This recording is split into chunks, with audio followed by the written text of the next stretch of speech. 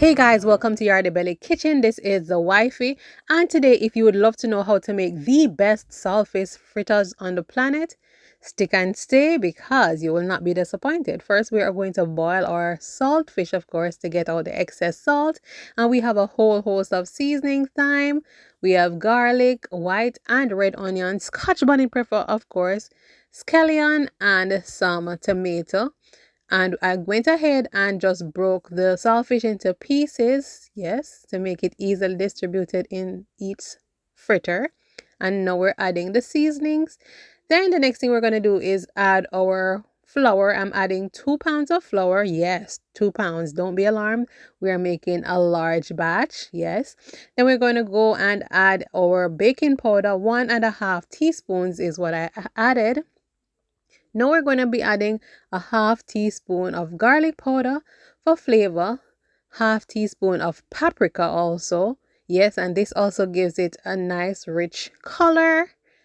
And last but not least, we're going to be adding some Lawry's seasoned salt and about a half teaspoon also, because the saltfish is already salty, and a little bit of black pepper.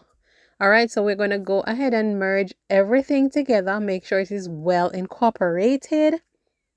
Yes. Before we go in and add water. So now I'm going to add water based on need. I like my batter to be on the thicker side. Some people prefer it to be runny because they like their fritters super flat. I like my fritter to be on the poofier side. So yeah. We're adding a generous amount of oil to a non-stick pan because you want to deep fry them. If you use a small amount of oil, I find that it just absorbs the oil and get overly greasy.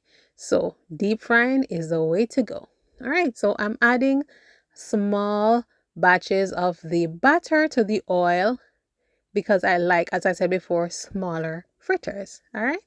And as soon as you add the fritter to the pan, you just make sure you pay attention because you do not want them to get too dark. You need it to have a nice golden brown color because it's just more appealing to the eyes and to the palate. Yeah, so I'm just loading up the pan, making sure that I add enough of the fritters, as much as the pan can hold is what I'm adding to the pan. And of course, I just allow it to do its thing.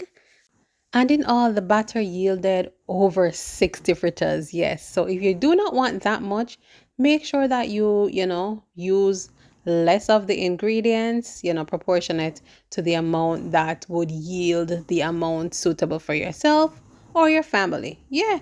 So this is how they look, you guys. Nice, crispy on the outside and soft and decadent on the inside. Thank you guys for watching Yardie Belly TV. Yardie Belly TV is here to bring you the bangers, to give you great recipes.